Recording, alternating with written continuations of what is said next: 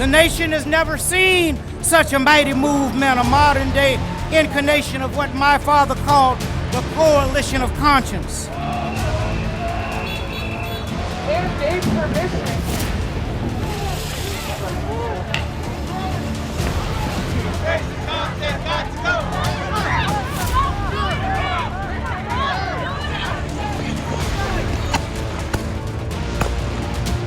These are not acts of peaceful protest, but really domestic terror.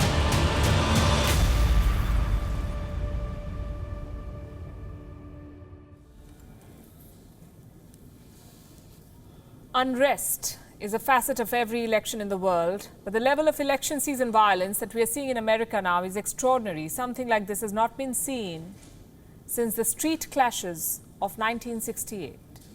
So what is going on, and whom does this help? America has burned this entire summer, but to what end? Let me start by telling you what happened in Kenosha, Wisconsin on the 23rd of August. An unarmed black man was shot several times. His name was Jacob Blake. He was only 29 years old. He is only 29 years old, and he is now partially paralyzed. What you see on your screen are visuals of police officials providing him with medical treatment, the same cops who shot him, trying to save his life. These images went viral, and by evening a mob descended on the streets. It started burning things down, vehicles, shops, homes, all set on fire. The arsonists defied dusk to dawn curfews. They tossed Molotov cocktails and bricks at the cops. The police responded with tear gas and pepper sprays. This went on for 3 days. On the 27th of August, armed militias were out, self-styled vigilantes patrolling the streets with rifles. They clashed with the protesters. Among the vigilantes was a 17-year-old boy. His name is Kyle Rittenhouse. He's emerging as a hero for some in America. Why? Because the 17-year-old shot dead 2 anti-racism protesters. Let that sink in. A teenager killed 2 men. He came prepared for the worst. He was armed with an AR-15 style rifle. He was being chased and kicked by protesters. And in his defense, this boy decided to pull the trigger. What followed was more chaos. Protesters on both sides burned entire buildings to the ground. Look at these images, smoke billowing from buildings as far as the eye can see. This is the aftermath of a week of arson in Kenosha. These buildings belong to both black and white Americans, but their identities do not matter anymore.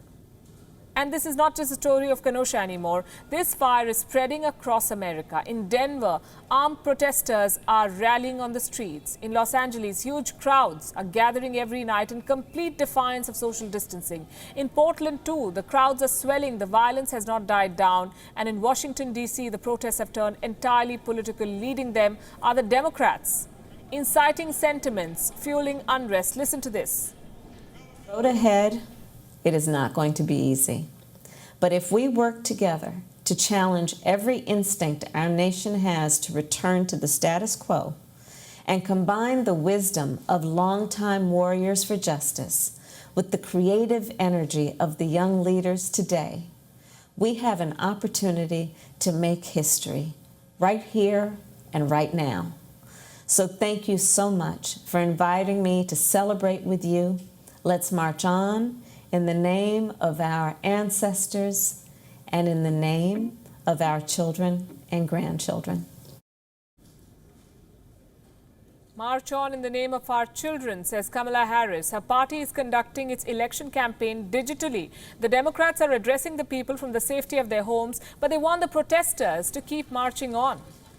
And then we have the U.S. president missing no opportunity for a photo op. Donald Trump traveled all the way to Kenosha on Wednesday. He did not go there to comfort the family of the black man who was shot. He went there to defend the police and the 17-year-old shooter, Kyle Rittenhouse. Here's what Donald Trump said in their defense.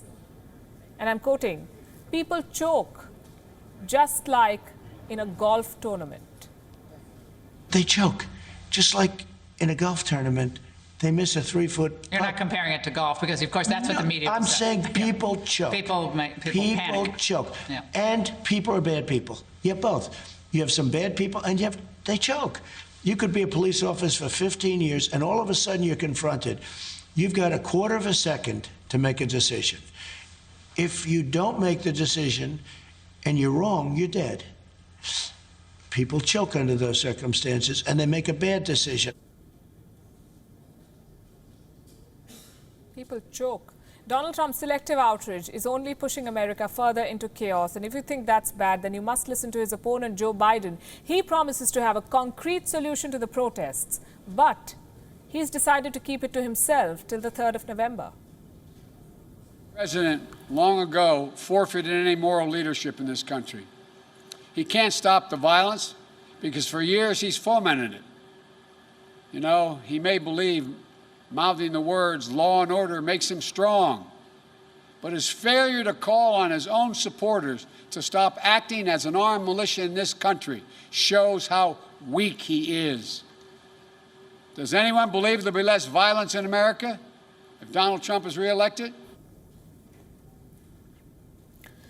Here's the bottom line. Donald Trump and Joe Biden can both see what's happening in front of their eyes. They can both see that their country is burning, but they have decided to play to the galleries and push the narrative that suits them. Donald Trump will not speak a word against the armed militias, and Joe Biden won't speak out against the arsonists and the looters. The presidential election is still 2 months away.